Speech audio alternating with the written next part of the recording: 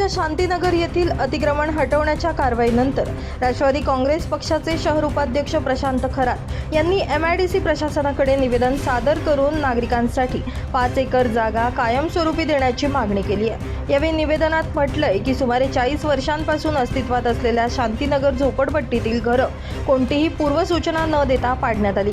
यामुळे अनेक कुटुंब बेघर झाली असून त्यांचं आर्थिक नुकसान झालंय।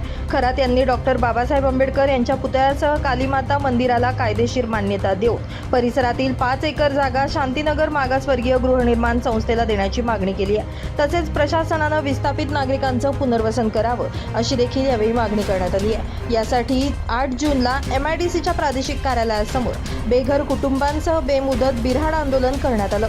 या आंदोलनाला महिला तसेच ज्येष्ठ नागरिक मोठ्या संख्येने उपस्थित होते। जोपर्यंत आमच्या मागण्या पूर्ण होत नाही तोपर्यंत आंदोलन चालूच राहणार असं प्रशांत खरात यांनी यावेळी स्पष्ट केले। शांतीनगर या भागामध्ये 2 तारखेला सकाळी 6 वाजता कुठलीही पूर्वकल्पना न देता पावसाच्या तोंडावरती अतिक्रमण काढण्यात आलेलं आहे आणि आमच्या नागरिकांना बेघर करण्यात आलेलं आहे।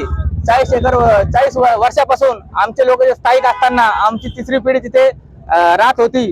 कुठलीही पूर्वकल्पना देताना पावसाळ्यात त्यांचे घर तोडलेले आहेत आणि त्या दिवशी एवढ्या जोरात पाऊस येऊन अक्षरशः आमचे लोक आजारी पडलेले आहेत, लहान मुलं आजारी पडलेले आहेत आणि यांचा पूर्ण सामान सगट यांना पूर्ण यांचं आर्थिक नुकसान केलेलं आहे। तर याचा निषेध आम्ही सर्वप्रथम करतो आणि आमची भूमिका आहे जोपर्यंत ही जागा शासन सरकार एक DGR काढतं की 2011 पूर्वीच्या झोपडपट्ट्यांना आम्ही कायदेशीर मान्यता देणार आणि एका बाजूला सकाळी 6 वाजता झोपेतून उठण्या अगोदर आमचे बुलडोजर चालवून घरं तोडली जातात।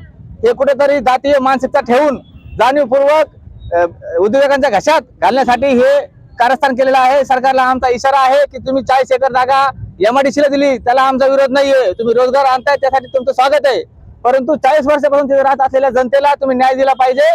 त्या शांतीनगर मागासवर्गीय गृहनिर्माण संस्थेला 5 एकर जागा द्यावी, अन्यथा बिराड मोर्चा एमआयडीसी कार्यालयासमोर आम्ही चालू ठेवलेला आहे। आज आमचे काही हा फक्त टेलर आहे, पिक्चर बाकी आहे। जर आमच्या मागण्या लवकरात लवकर पूर्ण करण्यात आल्या नाही तर ह्या एमआयडीसी कार्यालयात आम्ही कोणाला घुसू देणार नाही आणि ताला ठोको आंदोलन ह्या कार्यालयात लावल्याशिवाय राहणार नाही।